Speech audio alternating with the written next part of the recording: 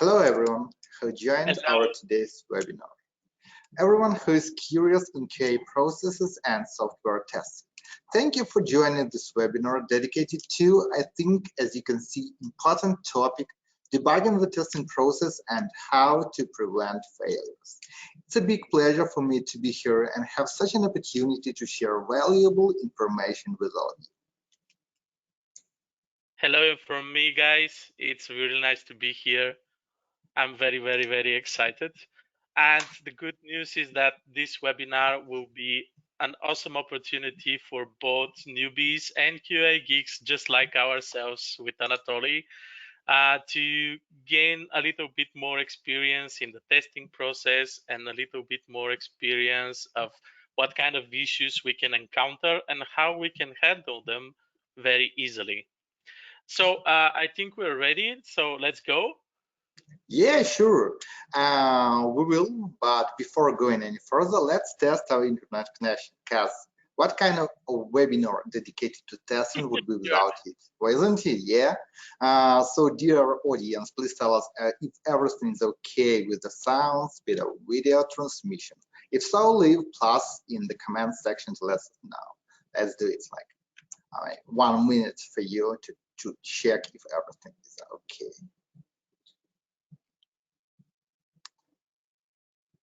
Seems like no problems. I hope no one experiences any problems with connection. So now we can start.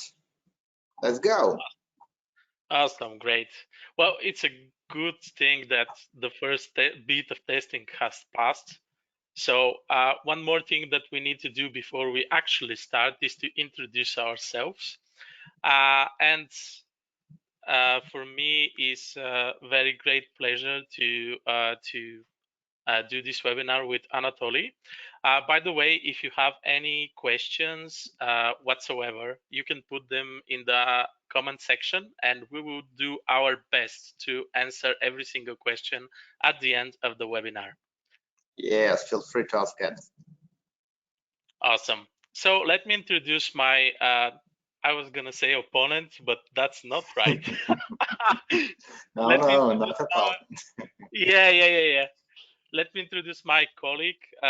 This is Anatoly, and he is a program operation manager in QA Test Lab company. And you have been working in the IT sphere for 5 years now, is that right? Yeah, that's correct.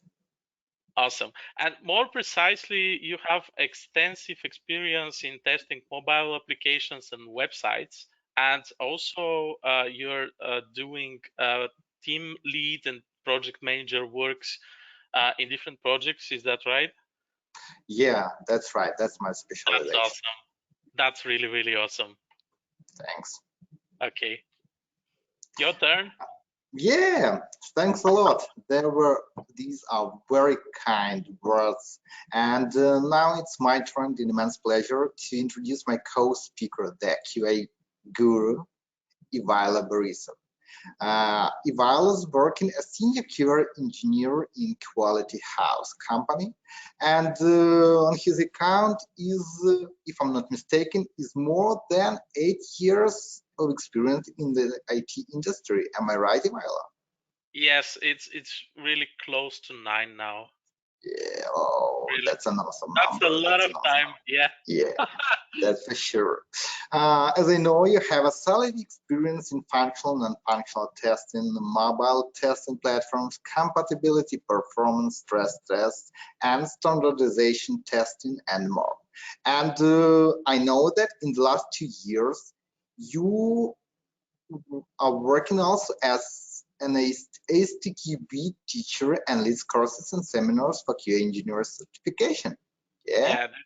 Yes, this is a lot of fun, and it's awesome to interact with people that don't have any experience and to help them become a great QA engineers in the future. It's really rewarding. Yeah, so it's an extreme pleasure for me to hold this webinar together with such a specialist. And I think we will reveal a lot of interesting cases about QA processes together. Yeah, thank you for the sweet words. We definitely have something interesting to show you. So let's start with the actual slides. Yeah, thank you. Yeah, that's us. Yeah, that's us, Ivailo. So you can take it our photos here. So let's proceed to the next slide. So our agenda will look like this. The first part will cover testing processes in general. Yes, and then in the main part, we will be describing 13 different problems that we've selected beforehand. And the good news is that we will share not only the problems, but some tips how you can handle them, how you can solve them in the future. And then in the third part, yes, in the third part, you will have a chance to receive answers to your questions that you put in the comment section during the whole talking. And we will do our best to give you a straight answer that can be helpful for you. So Yes. let's go. Yeah, sure. So speaking about testing processes, let's um, take some time for discussing this moment. So what is testing process in general, yeah? And how does it look like? So it's some number of various activities that are intended to improve the quality of the software product. Each stage has its own entry criteria and deliverable, which are combined and evaluated to get some expected results and outcomes. And one more important thing that you should know about, that there is no universal test process, and it can be determined by manufacturers. So here also you can see like the main points that we will discuss today that Ivailo also told about. And next moment is about importance of test processes. There are some factors that influence the test process, and of course there are lots of them. You can see it on our next slide. So this is the software development lifecycle model and project methodologies, test levels and test types, product and project risks, business domain, operation constraints that include budgets and resources, time scales, complexity, contractual and regulatory requirements, organizational policies and practices, and required standards. So when we approach the testing processes, we need to consider all these points. And the next slide will be about the right approach to making the phases of the testing process. And here, how it should look like. There are like main 7 phases. This is test planning, test monitoring and control, test analysis, test design, test implementation, test execution, and test completion. And now it is Ivailo's turn, and I'm giving the floor for him to highlight the most interesting cases of errors that you may encounter during software testing. Yeah. So let's start with this, the first problem. Thank you. Yeah. Okay. The first problem we've selected is called skipping the planning phase. As you just learned from the first part of our seminar, the first phase of test process is the planning. And this particular challenge occurs when we are pressured by time and we are pushed to deliver the product fast to the market, to the production environment. As a result, we may have weak or non-existing test strategies, test approach, test plan, or defined expectations for the definition of ready and definition of done criteria. And this by itself leads to defective product quality just because it's not fully tested or it's tested inconsistently. Leads also to repeating test process phases just because we have inadequate results and execution, application failures due to missing testing, and so many other problems. So as a visible solution for this problem, I can suggest the following tips. You can train yourself to not give yourself to pressure of time to market. There always will be a time to market pressure because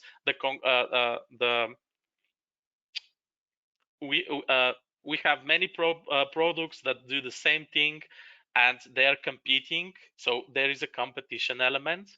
But if you skip the planning phase in order to achieve a quick product, but this product is not good, you will lose money and time, and company can lose reputation, which is, I believe, more bad than to be a little bit late.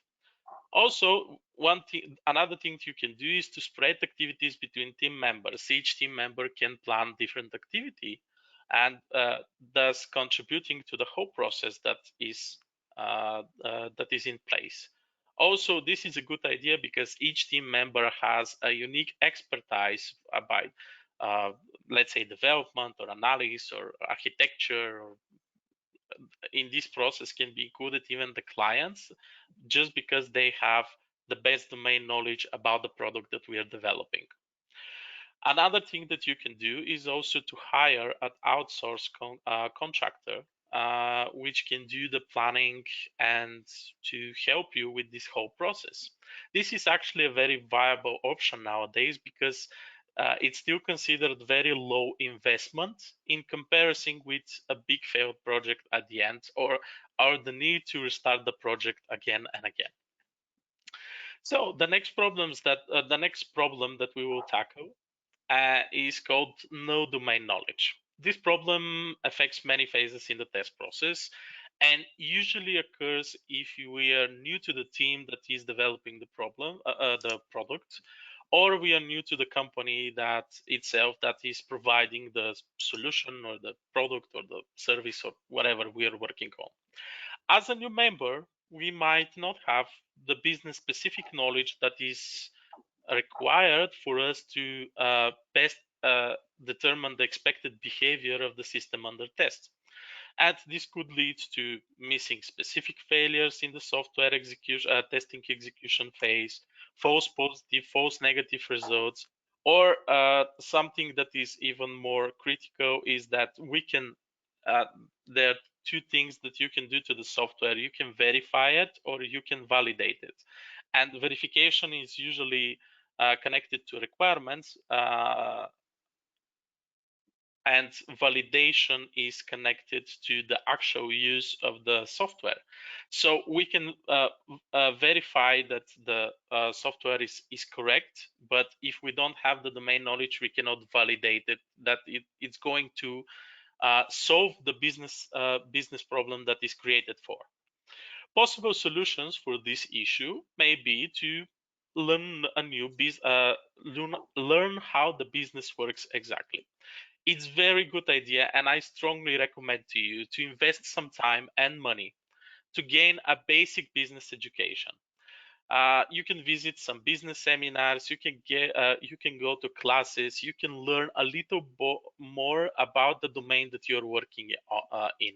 This could be telecommunication software or automotive software or specific software, let's say for banks or for medical facilities or whatever. Each one of them is a software, but works a little bit different depending on which business domain is created in. Another thing you can do is actually to use the client and every stakeholder in your project to gain their expertise about how exactly the product is supposed to work. And this is a very good approach, especially in a agile project, because the client is actually a team member of your team, and you can use his knowledge and his expertise to predict what exactly you need to test and how exactly to approach different elements of the system. Another challenge that you can encounter, we call glossary misunderstanding. As you probably know, testing is a context discipline. And in different projects or different teams, a single word can mean different things. And I actually am battling with that very problem right now. In my project, we have big system, and one element of this system is called affiliate portal. But once you log in actually in the system, you see a big logo that is called Partner Connect. And I had situations when I described an issue and I call it Partner Connect, And then developer connects with me and says, do you mean the partner portal? And I say, no, I mean the DF Connect portal. It's oh, you mean the affiliate portal? And this leads to misunderstanding. What exactly are we talking about? Not having a glossary in place could lead to really bad communication problems between team members, between whole teams, between even the customer, the client, and us. To protect yourself from these foes, testing these foes in testing, you can use the following approach.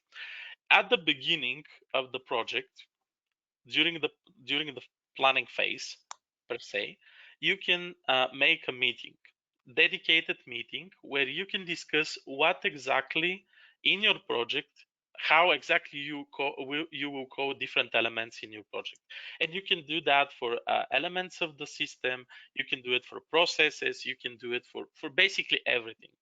And make sure that everyone that is involved in that project, including the client, agrees with the terminology that you will use from now on during this project per se.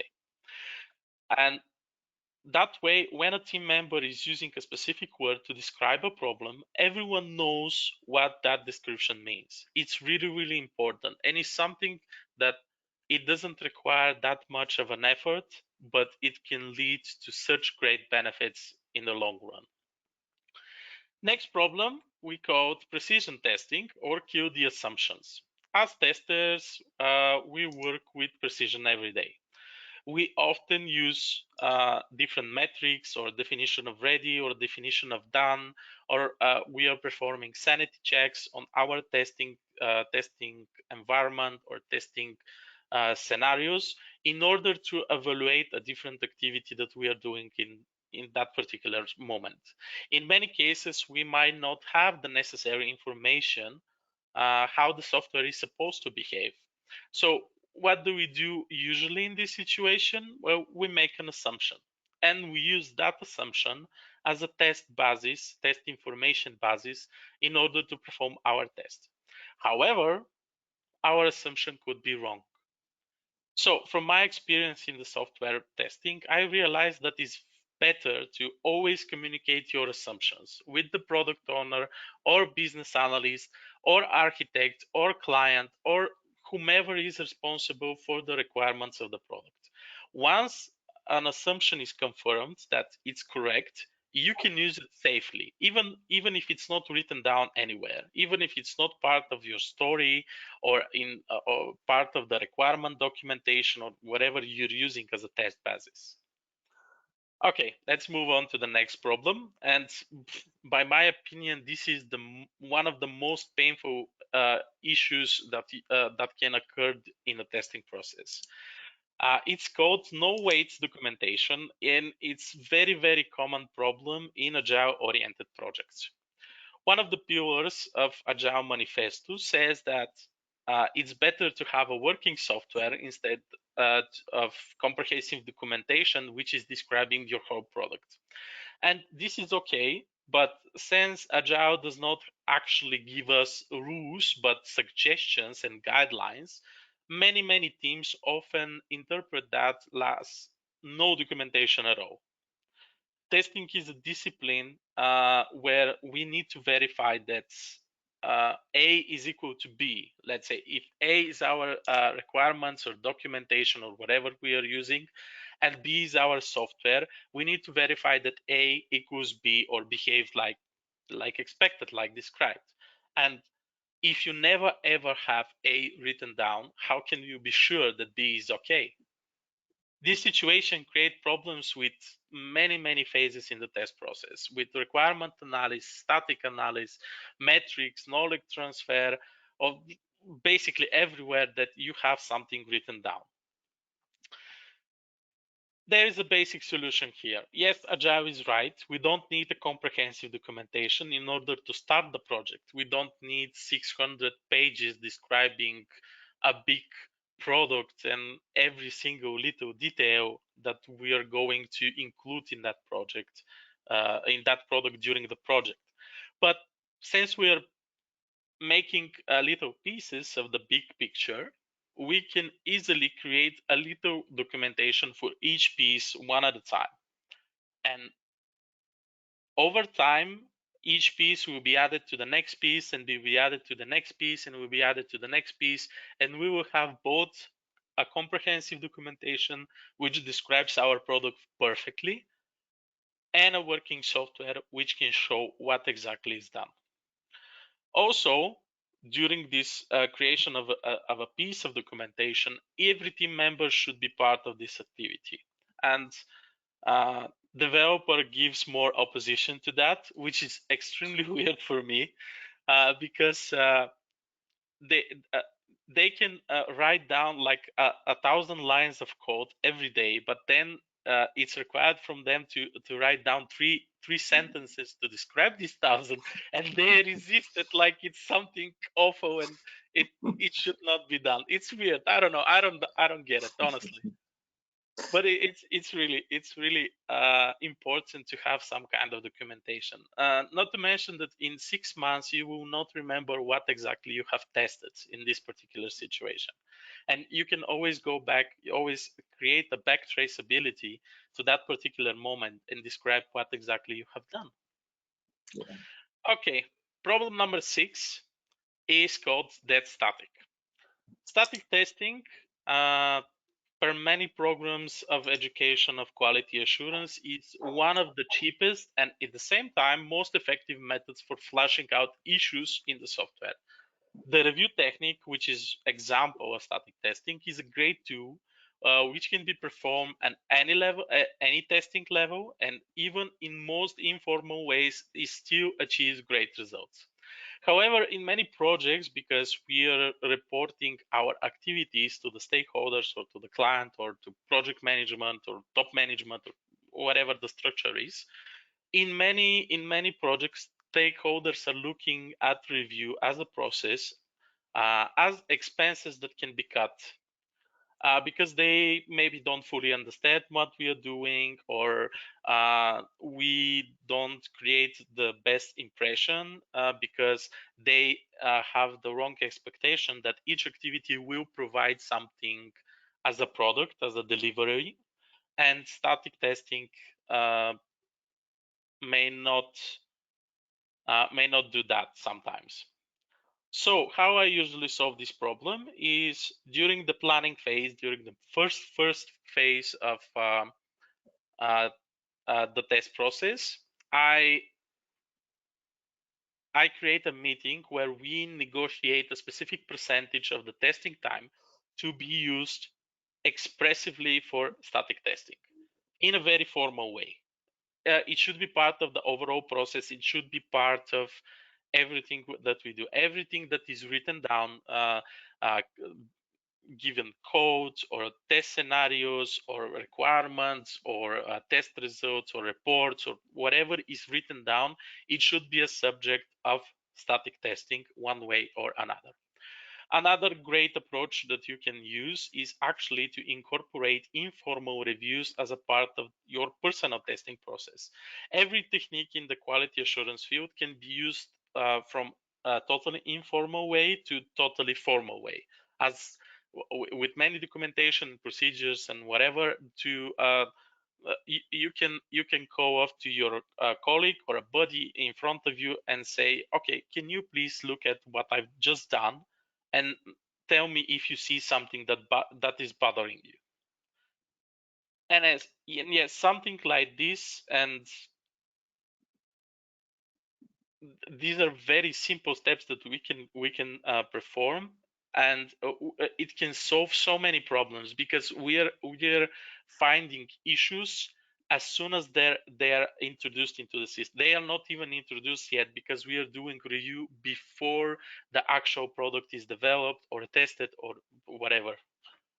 So it's a very, very good idea to incorporate review informally and formally into your process.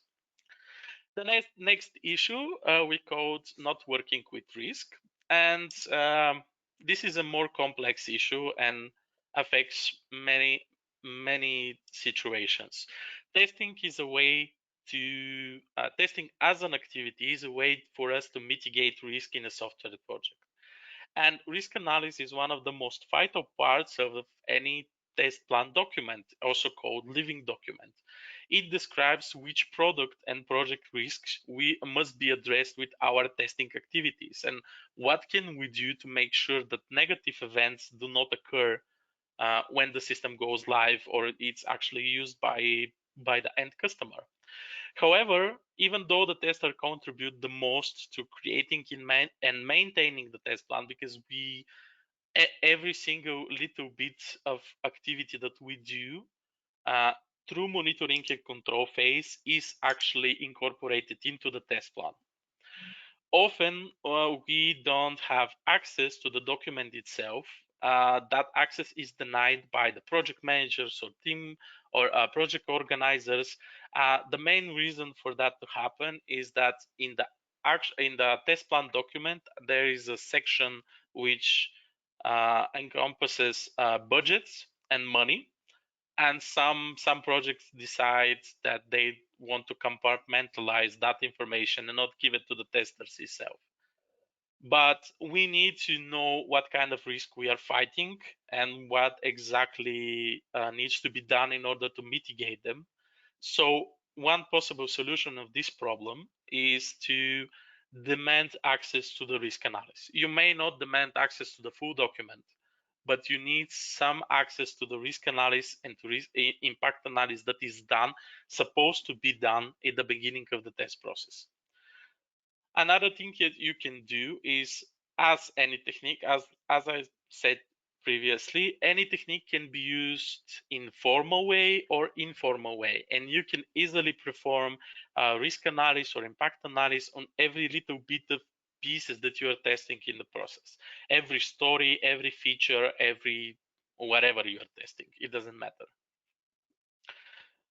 Problem 8 is related to the implementation phase. This is the phase that comes just before you go to the actual execution of the tests.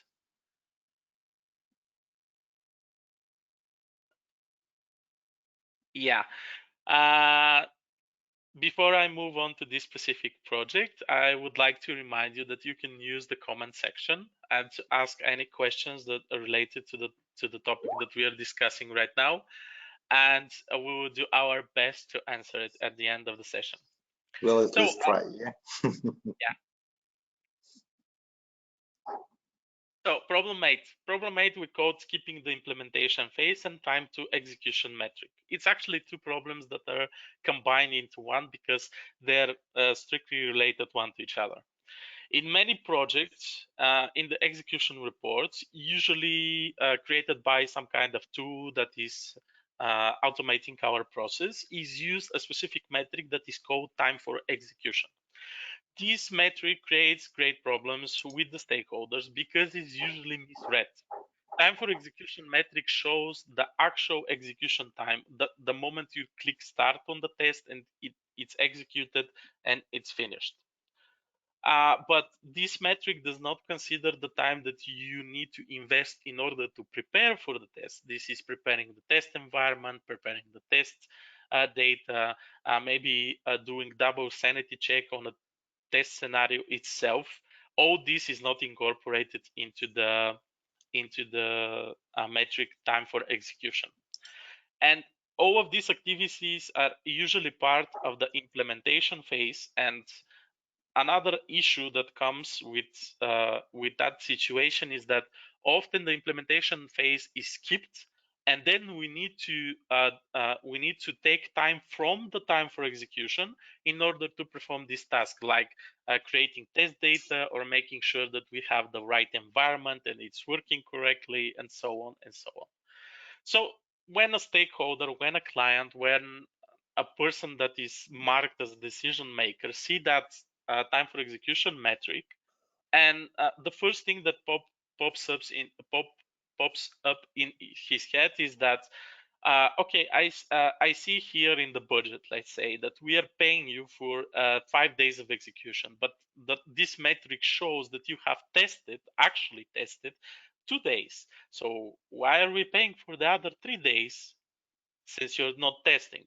And these other 3 days are actually the time that you are investing into implementation in order to make sure that the other 2 days that you are actually executing the scenario, everything will be fine. You will not have problems with setting up or whatever.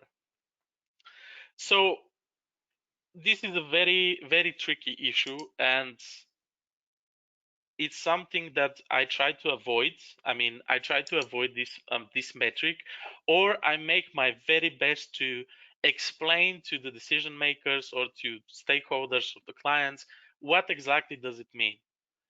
And once you do that, but beforehand, not when the issue arrives, they start to read it correctly, and they stop to get nervous when they see that there is one number for actual execution and another number for using the tests. Another approach that you can use is to not skip the implementation phase. Dedicate some time, plan it beforehand, before the actual execution starts, to make sure that you have everything in place that you need. Every single piece of data, every test scenario, every tool that you may have, or licenses, or whatever you need. So I have spoken enough. Okay, thanks. And Thanks, it's time, Ivalo. Anatoly. And it's Yeah, time, thank Anatoly, to you. share some Thank you. information as well. Thank you, Go my ahead, dear man. colleague. Thanks a lot for sharing all this insight and raising hands for all these problems. I think that they are very useful for the audience. Very interesting things that I don't think that everyone even knew about. And I would say that it's not it's a rare thing that like specialists can share some experience with others. Let's continue with to reveal some problems of the testing process from our list. And the first problem, but it's actually number 9, what I would like to talk about is automania. What is automania? Let's say in the latest years, everyone has heard about automated testing, and everyone knows how important it is for each problem, like to make some automated tests, to do automated testing for a product. But not everyone clearly understands when and why do we need automated testing. Most client thinks about it like some magical panel, magical button that when your product is automated, you just need to click some button and everything will work automatically, and he won't need to hire new test engineers to do some work for him, because everyone will be done only in one click. But of course, that's not true. We need we do not need to rely on test automation solely. Manual testing is important as well. And when the product, let's say, only automation won't solve all problems on the product, especially if the first version is not very stable, and it helps us to optimize the testing process, but it cannot replace the manual testing itself. Without manual testing, the automation just will fail. And we need to make sure to explain to every decision maker that skipping manual testing and relying on automation too much will be very costly and will lead to greater problems. So do not rely only on automated testing. Think about manual testing as well. Next problem that I would like to talk about is knowledge transfer system in place. What I mean by this point. Let's say when we think about some complicated projects, especially some long-term projects that exist for years, that are tested for years. In this case, the test engineers can replace each other on the product. It's not very often when one engineer like works for the whole period on the same project. He can be replaced during the time for any reasons. And when a new person comes to the project, and if he doesn't have any knowledge about the process, the project, he has to start working on it from scratch. Like to gather all information, to make some knowledge about the project. It's all time. It's all about time. It's all about money. And at the beginning, it won't be very effective. And the solution to this, like first one, okay, that the project can be split to several smaller projects, and some unified system for knowledge transfers should be created. It can be some Google document, it can be some wiki, SharePoint document, hub, or even some notes on the wall, but some information that gathered in one place about the project. So new person who comes to a project has all this information, and he just needs to look through it, and he doesn't need to start searching for this information for himself from the beginning. And every team member who works of the project should be aware that he must contribute to the knowledge base, especially the developers. They don't like to share their own experience, their own code, how they solve this or that problem. And this is something that should be taken into consideration, because it's very important when you talk about some complex system, some complex project. And we need to have some process, to create some process to keep this knowledge transfer in check. This is really very important. The next problem that I would like to talk about are not directly about testing process, but these are some types of testing that are also very important, but usually are not considered as this. The first one in the list, the regression testing. Is it waste of time or not? I can say from my experience that some clients who come with a project to us and they ask to do full testing for a project, when the testing is done, they just go to release, go to live with this project. And they think that once all defects are fixed, the project doesn't have all problems.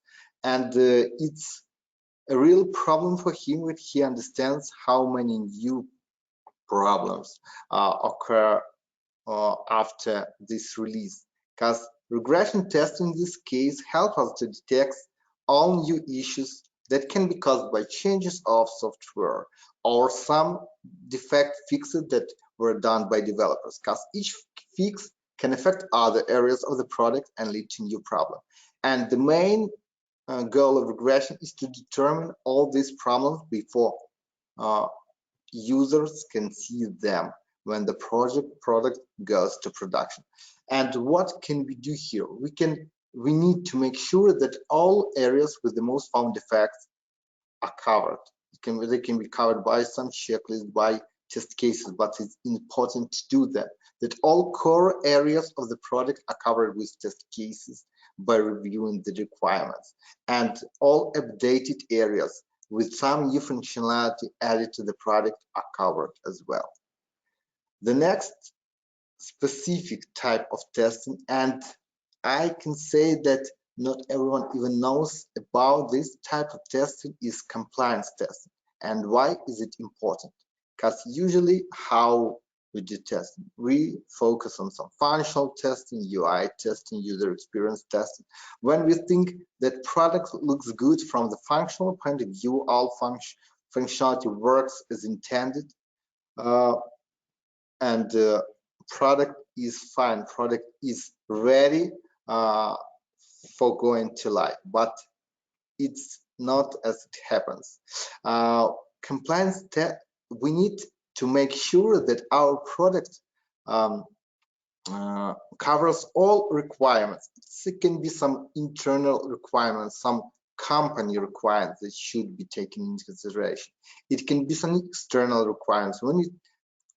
think about websites, we should make sure that all W3C requirements are being taken into consideration. When we talk about some mobile application, especially when we talk about iOS platform, that iOS guidelines are taken into consideration. When we speak about specific healthcare applications, that different protocols can be used for these types of applications, and all these requirements should be taken into consideration. It's very important.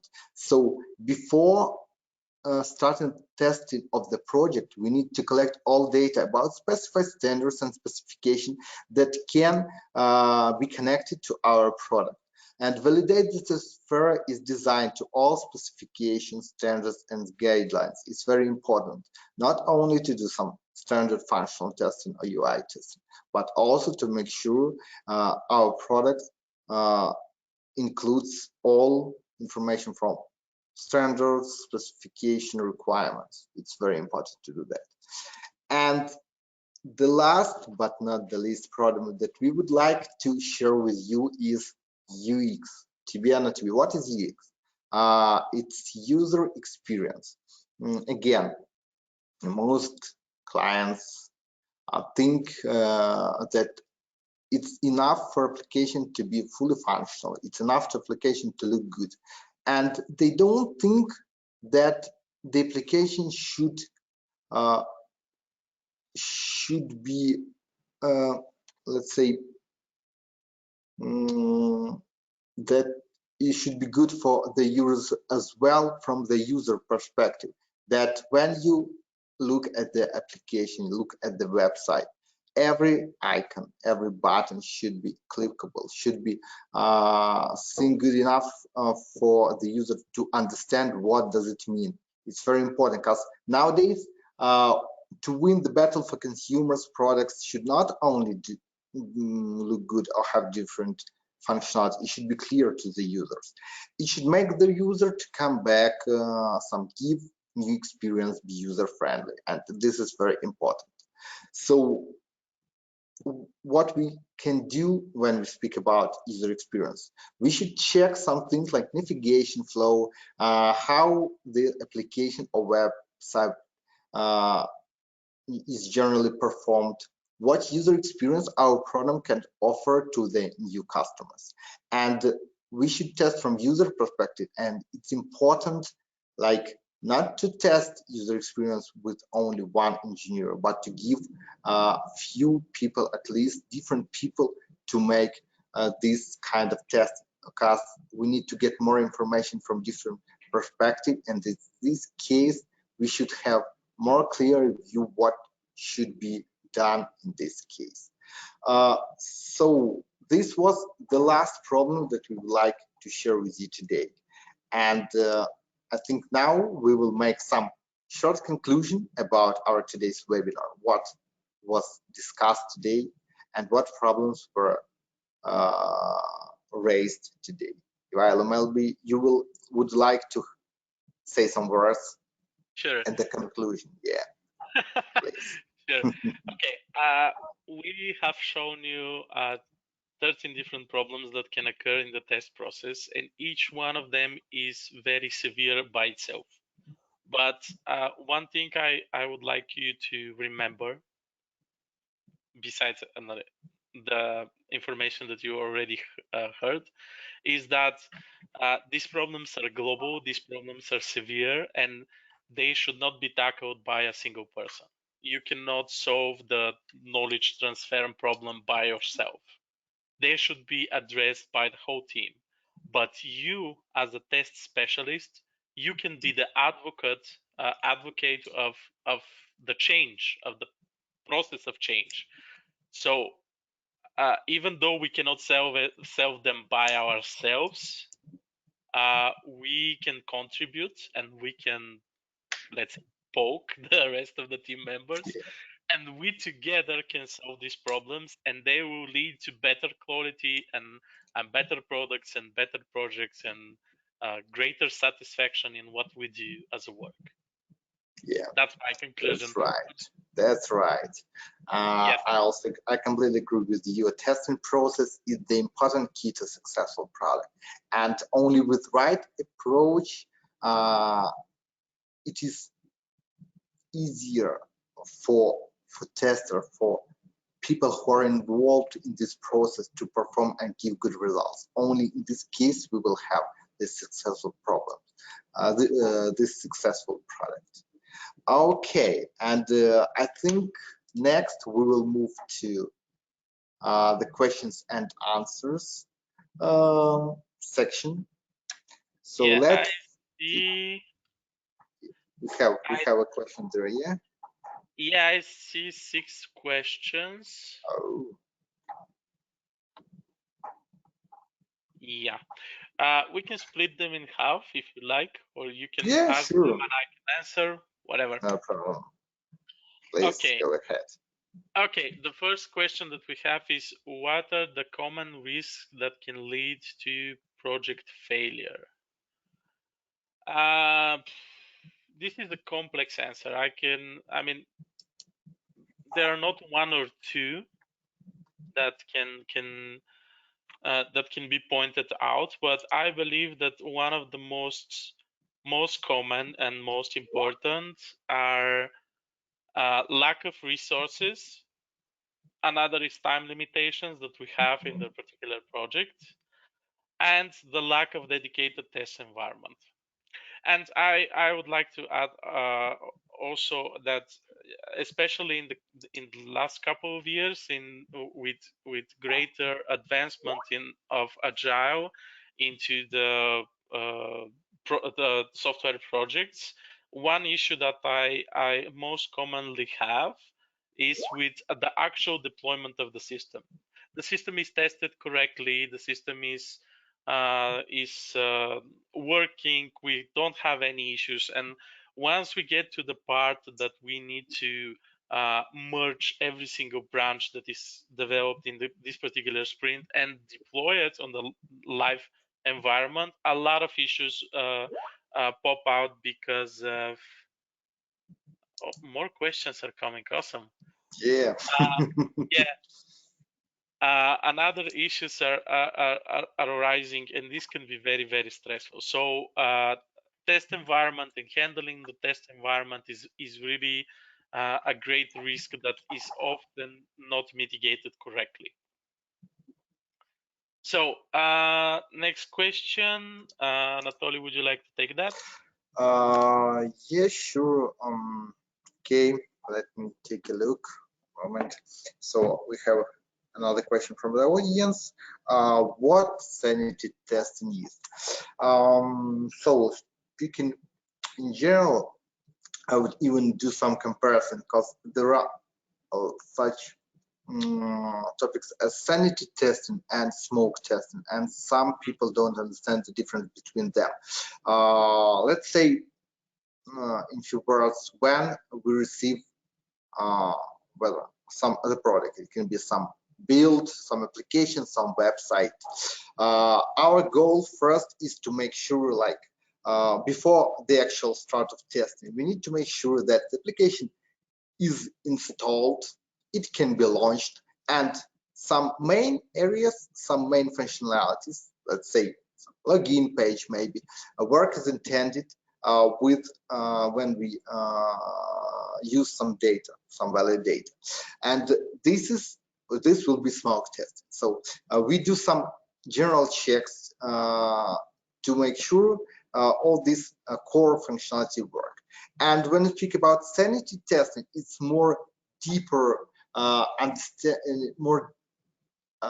more deeper understanding. In this case, when we receive the same new build, especially when it's updated with some new functionalities, first we need to make sure that we can get access to the functionality and all main points of this functionality work. And in this case, we can have some small checklist for all our check that we will be do here. So for every build that we receive, for every new version of website, we go through this checklist and check all these points that they work, and we can proceed with full testing here. So it's a more deeper kind of testing if compared to Smoke. Smoke is doing for only core functionality, and Sanity is done for all new parts, for trying to do more cases for each functionality. It can be positive, it can include positive, negative cases, something like that. Okay. Next question, Ilo. Yeah, will be. Next question. Hi guys, great webinar. I want to ask how much in detail should we write our test scenarios, because writing much detailed test scenarios will make a lot of time if the application is big and complex. Thanks. Well, thank you so much. It's awesome that you are enjoying the seminar. To answer your question, there is a technique that we can use when we write test scenarios. It's called low-end and high-end test scenarios. In high-end, we have only the basic elements of the test scenario. That could be a short sentence for description. It can be the title. It can be maybe some relations with different test scenarios or test environment, and so on. And these type of test scenarios, which are very, very short and very not so much details, can be used. I personally decide to use them based on some factors. One factor is who exactly is going to execute the scenario later on. Because if I have a new team member or a junior QA, or they should be executed by the customer itself, because this could be a situation at some point, I prefer to put on a lot of details. If I myself will execute the test scenarios later, or appear to me another colleague that I know that is experienced and have the domain knowledge and have the testing knowledge will execute them, then we can use the high level approach of writing tests scenarios. It really depends who exactly is going to read them and execute them later on. And my recommendation, if you have the time, if you have enough time, go for the detailed scenarios, because even if you yourself are going to execute them later on, and you know what exactly you have written down during the test design phase, maybe in 6 months you will have to reuse some of the scenarios for regression testing, or for bug verification if something arises later on in the project timeline. And you might not remember what exactly you did during this test case creation. So going for the detailed version is always the best approach that you can use. But if you're pressed by time, yes, you can go for low detail scenarios. This is a working approach. I used it myself many, many times in projects. Okay, another question. Yeah, will you continue or me? Yeah, I will take that one as well because I love it. Okay, no problem. What would you recommend? Books, websites for learning to someone who just started in QA? I finished QA Academy. We've learned about manual automation testing, ISTQB methodologies, SQL, NoSQL, Linux, etc. So my question is, how can we prepare what to expect for an interview for a junior tester position? Well, this is again very context-oriented answer, because in one company you may expect one thing, in another thing. Some companies they love to put like brain teasers and complicated logical problems in their interview, which is nothing. You will never have to use this kind of skills in your actual day-to-day work, and I find very funny, by the way. But it's good to I always recommend to my students to rely on the basics, because the basics are the same everywhere. This is the testing process, ISTQB methodologies. Yes, in some cases you may need SQL, in some cases you may need no SQL, or Linux expertise or whatever. You might need to know a little bit about embedded software if you're going to apply to a company that is working on that kind of projects. But it doesn't matter what kind of project you have. It doesn't matter what kind of uh, system you're going to develop. You are always going to rely on a basics. Your QA Academy Foundation course is the one thing that you need to be ready to describe and apply on everyday basis. So this is my recommendation. You always go for the basics, because the specifics, they change all the time.